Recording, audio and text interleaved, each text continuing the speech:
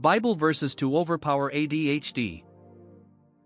I can do all things through Christ which strengtheneth me. Philippians 4 verse 13. I am the vine, ye are the branches, he that abideth in me, and I in him, the same bringeth forth much fruit, for without me ye can do nothing. John 15 verse 5. If ye abide in me, and my words abide in you, ye shall ask what ye will, and it shall be done unto you. John 15 verse 7.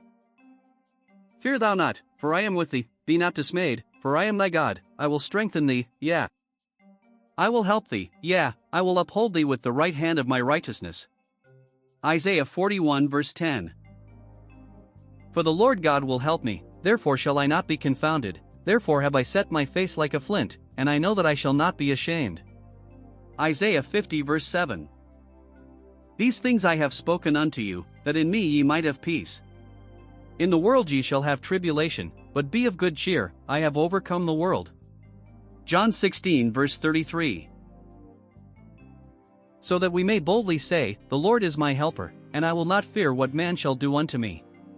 Hebrews 13 verse 6.